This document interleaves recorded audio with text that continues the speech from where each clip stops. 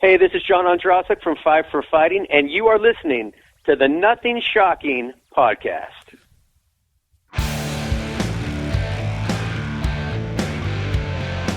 Want to know what's going on in the world of music?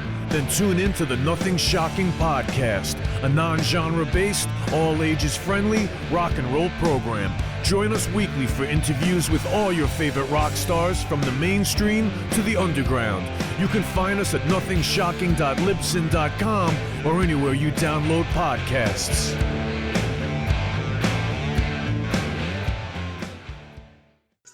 We're putting the band back together. The numbers all go to 11. I'm talking about bands that rock. Led Zeppelin. What about Sabbath? AC/DC. Motorhead. Does that mean it's louder? Is it any louder? Well, it's one louder, isn't it? We're not worthy! We're not worthy! Why don't you just make 10 louder and make 10 be the top number and make that a little louder? Please go to 11. I get up off the ground and raise my head. Days like this, think I should be dead. One for Satan, two for me. Let's cheat the devil, it's fun, don't you agree? Welcome to the Nothing Shocking podcast. I'm your co-host, Jeff Untied, and with me in Dogbowl Studio is Coach Nez. You can find the Nothing Shocking podcast on Libsyn or any podcatchers. Like our Facebook page or follow us on X at No Shock Pod. You can also find the Nothing Shocking podcast on Rock Rage Radio every Sunday morning at 7 a.m. Central Time. Our sponsor is Big Strix Vinyl Records and Sports Cards, located in Rock Island, Illinois.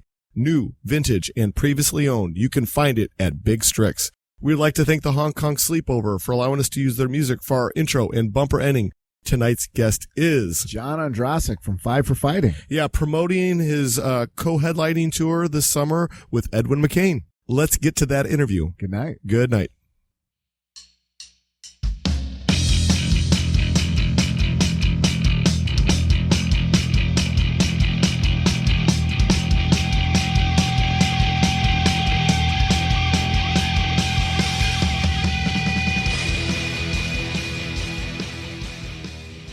John, welcome back to the Nothing Shocking podcast. I'd like to reintroduce you to my co-host, Jeff Untied. John, thanks for joining us again tonight. My pleasure. Nice to be with you again. Hey, we're excited to have you. So let's get right into this. So this June, Five for Fighting will be co-headlining a 20-date tour with Edwin McCain. Can you give our listeners an insight to how you made this all happen? And it seems like it's a kind of like an ego-free format with a co-headlining tour like this, taking turns as such. Well, you know, me and Edwin have been passing in the night for 20 years, Yeah. Mm-hmm. doing shows, and I've always been a big fan of his music, and we've been talking about doing this, and the stars finally aligned for this summer, and yeah, it's great. I mean, certainly we kind of come from the same era. I think we have kind of the same kind of worldview, and I think it'll be a lot of fun. As you said, we're both doing full sets, so we kind of take turns headlining depending where we are in the country, but again, I think it should be a great tour. I love his songs. I love his voice. And I think it'll be a great match for music fans. Fantastic. Yeah. Good, Jeff. Well, let's talk a little bit about the band you're taking out on the road. Randy Cook, Sean Hurley, and Peter Thorne. Is there anybody else that's going out with you? Well, no. I've been so, fortunate in my career to have just wonderful musicians, not only in my rock band, but in my string quartet. And of course, those three are all icons, Sean Hurley, obviously played with John Mayer forever, and Pete Thorne, Chris Cornell, go down the list, Melissa Etheridge.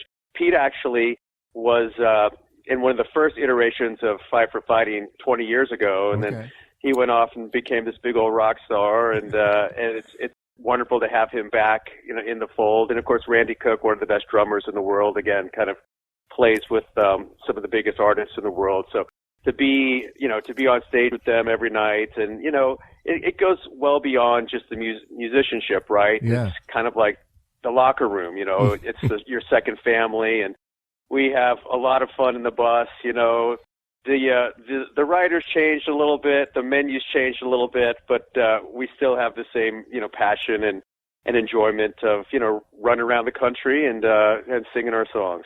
Oh, so cool. So, a co-headlining tour is different than, a regular headlining tour that, you've been a part of over the years. I guess, one would be stage time. Talk about putting a different set list together. I guess maybe you would have the same amount of stage time that you would if you were a headliner in its own. It's kind of the best of both worlds. When you're a headliner, certainly you have a lot of pressure as far as ticket sales, and you need to play sometimes hour 45, 2 hours, and it can get rather exhausting. And some of my most favorite tours have been opening, actually. When we opened for the Bare Naked Ladies, I had so much fun, and you play 45, 50 minutes, you play your hits, and then you kind of watch those guys go crazy. And so I think this is kind of the best of both worlds. You probably play 75 minutes, maybe 80 minutes, and then we're hoping to do like a piece at the end as an encore and do something together. So there's something collaborative between the two bands or me and Edwin. So you certainly get, you get your hits out there, but you also get some of the deeper tracks. But I think for music fans, you kind of get the best of both bands. And I think that's what we're looking forward to. And you share kind of in the responsibility of selling the tickets and the promotion and all that. So again, I think for artists at our stage of the career, it's kind of the best of all worlds, because you get to play, your audience gets to see you and hear maybe some of the deeper tracks that they want to hear. But also, again, you get to share another full set with a really amazing artist, and you'll get a lot more tickets that way. So I think it helps us both. Oh, very good. Yeah. Well, I guess how's it work for you when you're on the tour? Do you get a chance to, like sit and see the other bands that you're touring with, or do you have other obligations that pull you away as soon as you're done with the stage? That's a good question. Yeah. Typically there's obligations as far as, you have meet and greets, you have friends there. I always, very early in the tour, I'll go sit out in the audience for a couple of shows because I want to watch other bands. I'm a fan of music as well. And I think the nice thing about us kind of doing a song together or two at the end is, we all stick around for each other's set. And I think, again, we end up kind of being just buddies on these things. And the bands, a lot of the bands have, relationships, and sometimes people go sit in with each other. You never know what's going to happen on these tours. And then of course, you're off to the next gig. And fun fact about Edwin, and I didn't realize this, he actually drives his own tour bus. Yes. Which is pretty insane coming from, so it's not quite as insane as Ed Robertson from Bare Naked Ladies flying his own plane to every gig, but so I'll probably get a few extra hours sleep compared to Edwin, but yeah. So again, we'll certainly be watching, and towards the end of the tour too, you every once in a while you see some practical jokes going on with the bands goofing on each other. So you keep it fun, you keep it loose, and I'm as much of a fan as anybody. Oh, so cool. This co-headlining package that you and Edwin are doing together, it's unique because you guys are trading off. You're going to be the headliner one night, the next night Edwin's going to take stage and be the headliner. But have you ever been a part of something so unique like this? I've never done it this way. I've known friends who've friends of mine who have bands kind of at the similar level, and they do this.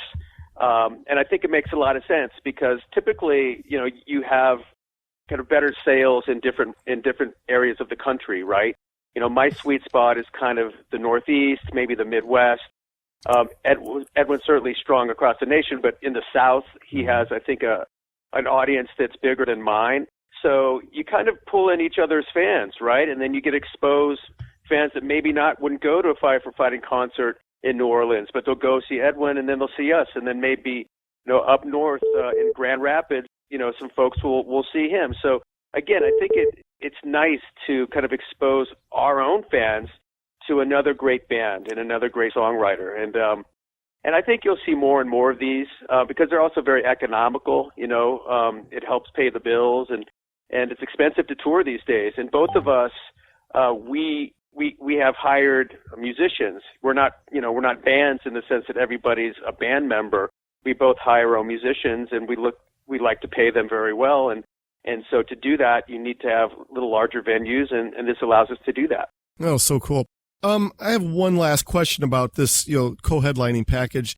I know it's kind of hard for you to kind of look in the future because this is the first time you've ever done something like this, but this concept that you and Edwin are sharing, the headlining gig, is it something that you think that this might be a preference to you going in the future of doing other package deals with other artists, or just kind of keeping things the old-fashioned way of, okay, this is the way it's going to be. Whoever is going to be the last on stage will always be a last on stage, I guess. This seems like a pretty progressive effort. Yeah, I think it really depends on who you're going out with. Like, certainly there's some acts that I would love to open for. If Billy Joel called, I'd be there. Right. So there's certainly, and then I love headlining too. There's something about having your own show that you can really give your kind of full presentation. But I really think it depends on the artist and the time and the markets, and certainly with someone like Edwin, I think is a really good match. And if there was another kind of band kind of in a similar place, I've actually been doing a lot of these kind of privates or corporate events where you'll have a band, like a band come in, just a great band of musicians, and they'll bring in the lead singers of 4 or 5, popular acts. Mm-hmm. So you'll see 4 or 5 of your favorite singers singing their hits with a really great band. That's pretty awesome too. I mean, when you get to go to a 2-hour show and you get to see the Beach Boys and you get to see, Five for Fighting Song or Alice Cooper or, whoever it is, those are actually becoming kind of popular too. And I think you may see more and more of those kind of things. Yeah, very cool. Well, I guess talk a little bit more about this tour package as far as merchandise. Are you taking the standard T-shirts and different things, or what do you have? What do you have planned? Yeah, we always have a tour shirt. That's what I like to get when I go see concerts. Yeah. So we'll always have the tour shirt with the dates, and we always have a new piece just to give something new for fans who maybe come to a lot of shows and want to do something. We always have the Five for Fighting hoodies that seem to be in high demand because they're really soft and comfortable, and my wife lives in them, and so we have the stuff people like, and but yeah, we try to give something new and give something that folks haven't seen before, but also the typical stuff that people like. I have a really great merch company, and that's one of the fun things about going on tour is kind of selecting the new T-shirt or the new piece of merch, and as people know, merch, it goes a long way of funding these tours. It absolutely does. So, at this part of your career, is it hard to wrap your head around that you and Edwin now are considered heritage acts? Well, it's hard to say it, but this year Superman turns 25 years old. Which Unbelievable. Yeah.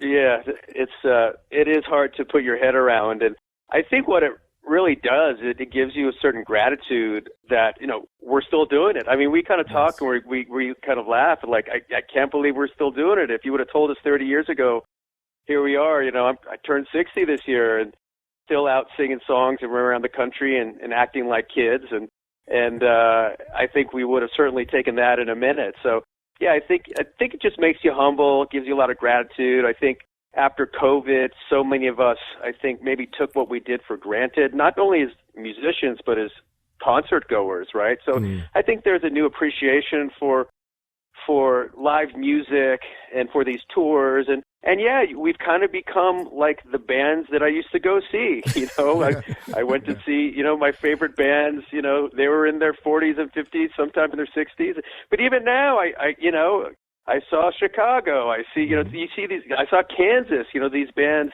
in their 70s. McCartney's in his mid-80s singing 3 hours a night. Mm-hmm. And so, for whatever everybody's doing, they're doing it right because it looks like you can play as long as you want, and people want to come see you.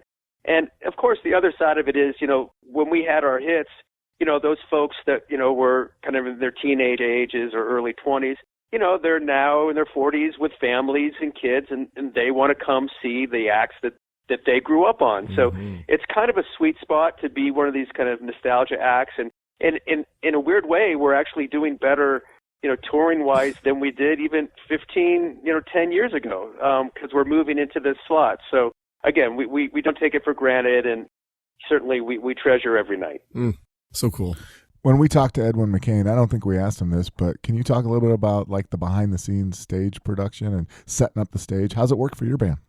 Well, again, we bring our own crews and we bring our own boards, so kind of everybody kind of has what they like monitor wise. Like some guys like the in-ears, some guys like the monitors. I typically have one ear in and a monitor. I like both, so I can get a sense of the audience, but it's still hear myself. And whatever economical we'll share, of course. But we all have our own, our monitor guys, sound guys. We're going to share a merch person who's actually the son of my tour manager, so that'll be fun to have him on the bus. So yeah, you kind of need certain things for yourself, and whoever's doing front of house, they like to have their own board, and it just makes it easier for everyone, and it's not crazy expensive. But there's also, we kind of have our aesthetic as well, and Edwin has his, and I'm sure after the first couple, always the first couple shows, you're kind of figuring it out. Yeah. And then it doesn't take long. You kind of get into a groove. You figure out what you need, what's working, what you don't need. And I'm sure this will be just like that.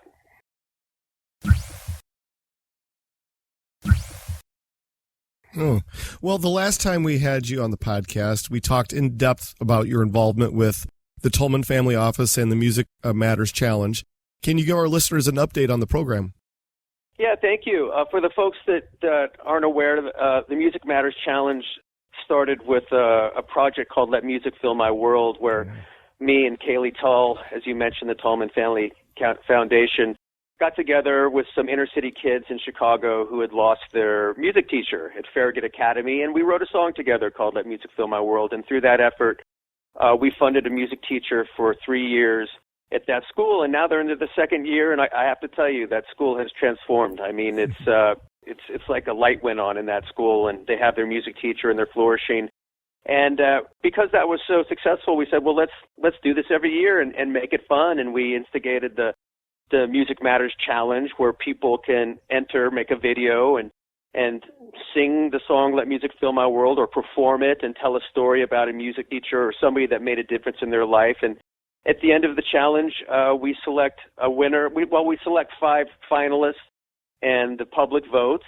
And the winner wins $10,000, but they also sit with me and Kaylee and provide a music teacher at a school who's lost one in their neck of the woods. And so now we're on number 3 here. We're wrapping up the Music Matters Challenge actually at the end of this week, and I'm excited to see the videos and pick a new winner. And the winner of last year in Los Angeles, Jessere Robitaille, we're sitting with him, and we've already identified a school, and we're in the process of getting them a music teacher. So that's kind of the fun part of it, but really the goal is to, shine the light on the fact that every school in America needs a music teacher.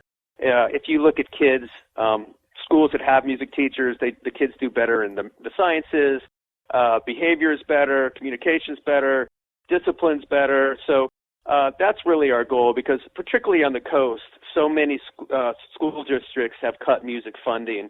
And our goal is to make sure that we get that back. My mom was a music teacher. She put on musicals at my elementary school, and to this day, the kids that were in that class talk about how amazing that was. And so we're just trying to pay it forward, and I can't wait to pick a new 5 finalists and see who wins this year. That's so exciting. Nice. What an amazing project. That seems like it could open itself up to other opportunities for other efforts or fundraisers, or anything else you're currently working on. Well, we're still growing this one. Matt Sorum just came on board. We're really excited about having Matt, one of the most iconic rock drummers in the world, participating with Let Music Fill My World. Rudy Sarzo, of course, the iconic bass player, big part of it. And so we're growing that, but you know me, I got my finger in a lot of pies, and of course we're doing a lot of stuff for the troops, of course, and yes. Me and my pal Gary Sinise, that's always been a passion for me. And we actually I just had a very moving moment. I did a new version of Superman for one of the hostages in Gaza, Alone OL, and had the incredible experience of playing the song with him just a few months ago, which was truly a miracle. So that for me was a wonderful blessing, and to have the Hostages home is, again, I think a miracle many of us never expected. And I look forward to playing a few more gigs with him. And you might see me doing something for America 250 on the 4th of July. So that's coming around the corner, too. Well, so exciting. Yeah. Well, in July of 2025, you released Live at the Song. Live albums are a fascinating format to Jeff and I, and some artists never release a live album ever in their career. You've released 7 of them. Talk to us about your ambition to release live shows on vinyl, CD, et cetera, et cetera. Well, I love live records, you know. I mean, I'm an old guy, so I can go all the way back to Frampton Comes Alive, right? Yeah. one of the best live albums ever. Many argue his best album. And again, I have so many different permutations of Five for Fighting with the band and the string quartet. You know, it lends itself to doing multiple live albums. You know, we did a Christmas show, a live Christmas show. So I just think it's a lot of fun. And as a fan, I love listening to something, you know, beyond just the records. And again, I keep going back to, I play with such amazing musicians. You know, the shows have a unique kind of intimacy that the albums don't, and a unique energy. And of course, there's the stories, right? The stories between the songs. And some folks like the stories more than the songs. And I've been doing this long enough where I have a lot of stories, a lot of moments that, again, I think are what makes the live album special. Because, you know, when you would hear a record, of course, you hear great songs, but sometimes you don't really get all the facts behind the songs, behind the music. And the live albums kind of allow you to do that in a unique way. So yeah, I'll continue to do that. And yeah, doing the song, 4-song television show, that was a lot of fun. They did an amazing job. It actually was in Nashville, back in a barn. They have this incredible studio in a barn on a farm in Nashville. And so, you know, you cut your song and, you know, you go out and, you know, ride a horse and, you know, drink a whiskey. So can't be much better than that. Yeah. Well, you know, obviously with, you know, physical album sales not being nearly what they ever were back in the heyday, you know, and live albums seem to be a thing where a lot of rock bands releasing live albums. For you, when it comes to releasing live music, you know, back in the 80s, bands would do it and they would release the live album, but part of it's in Dallas, Texas. The other part of it is in LA and whatever else. Do you try to focus on the live performance and, you know, when you release these albums to be in one location and one location only, or have you ever done that where you released it at different chunks of different shows in different cities? You know, of course, the nice thing now with technology is you can literally record every show, right? Yeah. So typically when we go out, we do every show and you do a board mix, and it's so you have all this content, and it's kind of a chore to wade through. Typically, I found when we do that, the majority of the show will be from one show, because typically one show will have a vibe, it'll have an audience. There'll be something magical about that night, but maybe there's a song on to there where, I don't know, maybe I hit a clam on a piano or it just it just kind of sucked. So you can, you know, sometimes people just go in and fix those, to be honest with you. They'll just go in and fix them in the studio. But if you have a great take from another show, you know, I think, you know, I have no problem putting that in. And I understand people love hearing, you know, bands at a certain venue, and that's totally cool. But for me, I don't mind mixing and matching. But usually it ends up that you get 80-90% from one show anyways. And so there's a certain cohesion in that. Very good. Yeah. Well, I guess that kind of answered my question. I was going to ask you if you were going to be recording any of these shows coming up on the new tour.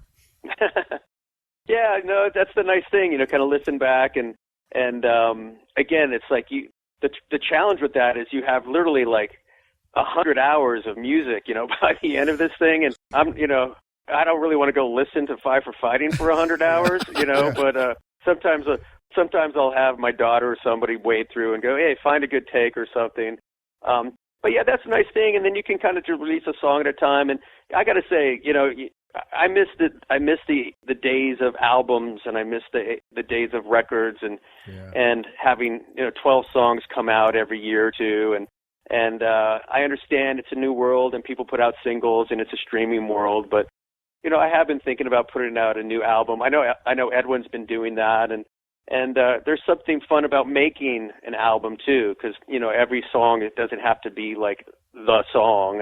And for me, some of my favorite songs of all time are album tracks that have never been released. I just did a podcast about Stevie Wonder's Inner Visions, and kind of diagnosing that album. And to me, you know, what the iconic song off that record is All Is Fair in Love. And that song wasn't even a single, you know, so it's like, you know, a lot of these records you forget, you know, some of, you know, New York State of Mind, Billy Joel, there's another one.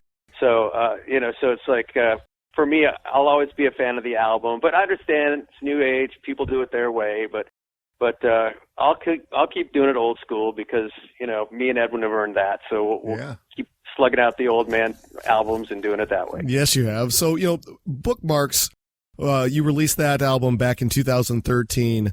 It was your last full-length studio album. You recorded this album while you were also training for a marathon. Can you talk a little bit more about the creation of that album and your marathon training? Oh, my God. Well, I ran one marathon. That was enough. But yeah, that was actually really fun because I got to work with Greg Wattenberg again. You know, Greg Wattenberg produced Americatown and was kind of the first producer. And we had, of course, a lot of success together with that record. And he went off to become a really, you know, successful producer and ran Wind Up Records and we just didn't really have the bandwidth to do a whole record together. But after Slice, you know, we kind of found the time. So it was really kind of fun to get back to the studio with Greg and go back to the future and make Bookmarks. I also worked with a great songwriter producer, Derek Furman, on that record, and it was a lot of fun. You know, I miss the studios. You know, I don't want to be like curmudgeon, like lamenting the good old days, but there's something about the studio, like there is like the tour bus, like there's a camaraderie, there's an energy, there's an excitement that you don't get, you know, just cutting vocals in your living room. And so it was really nice to have that kind of experience with Greg. And, you know, my daughter now is pursuing music. And so I'm actually been in the studio with her the last year or two with Michael Blue out here in California, who did Colby Calais and a bunch of other folks. And I really have caught the bug being back in the studio. You know, it really kind of gives you energy to want to create and write and work with people and all that excitement that we had for 20 years. So I think one thing that draw me back into this kind of, you know, excitement about maybe doing another record is being in the studio with her and catching that energy. And so I think I wouldn't be surprised if there's another Five for Fighting record in the next year or two. Yeah, let's hope so. Yeah. I want to take it back. I know you've talked about working with soldiers and stuff like that. There's a song off of the album Slice from 2010 called Note to the Unknown Soldier. Can you talk a little bit about that song? Yeah. You know, it's, again, the honor of my career is kind of writing about our troops and telling their stories and meeting them. And, you know, it's really a thank you note. It's a thank you note to our soldiers, especially our Gold Star families. Yes. Their sacrifice, and I've met, you know, many Gold Star family members, and it's a note of gratitude to those who pay the ultimate sacrifice. And it's to be perfectly fair, it's kind of a Billy Joel ripoff musically. If you listen to it, it's got that Billy Joel. But I figured I figured he wouldn't mind. He actually gave me scenes from an Italian restaurant for one of my other charity projects. So I think he understands the homage, but yeah, it definitely sounds like an old Billy Joel song, but it's really a love letter to our troops and our Gold Star family members. That's awesome. I want to bring this back to Bookmarks because Symphony Lane, the track that's on Bookmarks, that is my favorite Five for Fighting song. I mean, it is an epic song of proportions. Can you just talk a little bit more about the writing, the recording of that song? I guess the creative endeavor that it was. Yeah, no, it's, you know, I started doing symphony shows about 20 years ago, and I wanted to write a song kind of specifically for the symphony, and that's where that song came from. And Dave Egger, my cello player at the time, and Bob Kinkle, actually, from Trans-Siberian Orchestra, worked on the arrangement for that tune, and I think they just knocked it out of the park. It's just an incredible, beautiful arrangement. And we do it now with the string quartet. You know, it's really kind of a feature for our string quartet shows, Symphony Lane. again, it's just it's so fun to perform in front of an orchestra or strings. It really gives you chills down your back.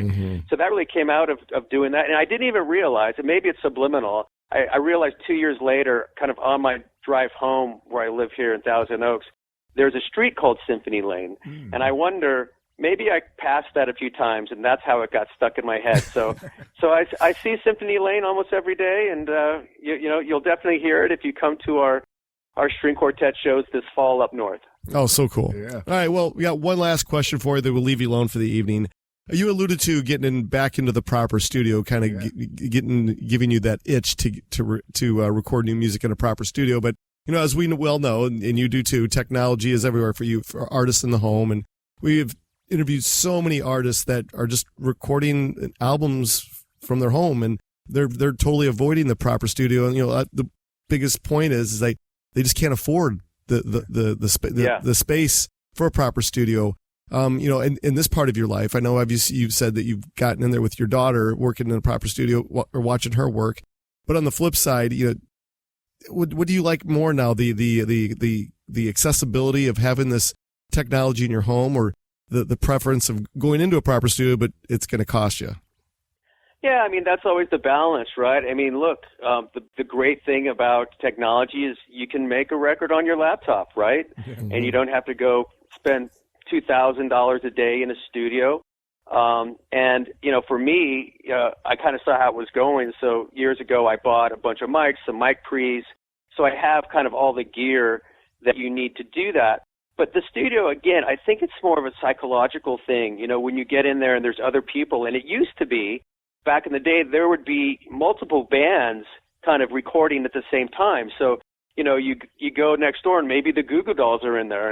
And what happens in the studio? You communicate. You have a cup of coffee. Yes. Hey, you want to come sing on my song? Hey, you want to come play? Hey, what are you working on? And there's this kind of energy in the studios that you can't get, recording kind of in your bedroom. Now, at the same time, I love recording a vocal and then walking 5 feet, and turning on the hockey game, and in my pajamas, right? It's certainly convenient. So I think there's a nice medium. Like for me, I always like to cut drums in a studio. So we'll go in the studio, and there is also something very kind of freeing about, cutting a vocal by yourself in your house. I mean, it can work both ways, right? It's 2 a.m. I want to go sing something, really in real time, you can go do that. So I think there's pluses and minuses for everything, of course, but there is this energy in the studio where there's people and you're pushing each other and there's a certain, healthy pressure about other people being around. And again, my favorite experience ever was the Battle for Everything record, where we went up to Mendocino, California with Bill Bottrell, and he had his old studio up that used to be a paper factory kind of on the bluff, and you could see the lighthouse in the back, and you open the windows, and and you camp out there for 2 months, right? Yeah. So it's literally like you're with your musicians, and everything's about music, and that kind of energy is unique. When you do it at home, you're taking out the trash, let's go walk the dog. It doesn't have quite the same, I think, spirit.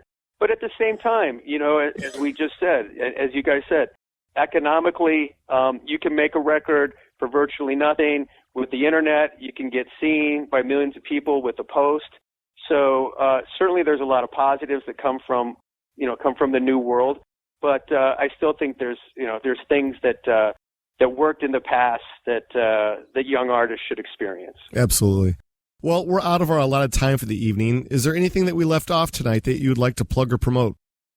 We just announced recently that we will be doing a string quartet show in the fall, kind of in the northeast. My daughter, her band Lace and Lee, will be opening for us, and they always bring the house down. So we'll have an amazing, wonderful rock summer with Edwin McCain, and then we'll take a breath and then hop back in the Sprinter and take the string quartet up to the northeast. And also there'll be a few shows in Canada in December. Haven't played in Canada in a while, so we want to get up there and say hello to some of my hockey pals up in Canada. So it's going to be a busy summer, busy year, but appreciate you guys, and appreciate everybody who comes to the shows. And of course, for you and your families, you're always on the guest list, and hope to see you at one of these Five for Fighting shows sooner than later. Yeah, absolutely. So this is how things are going to work out. We'll make sure we get this out in the next 2 weeks.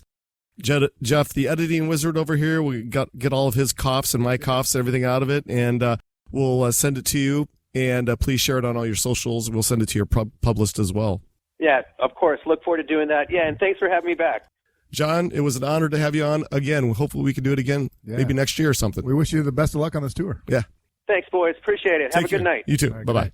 All right. Bye.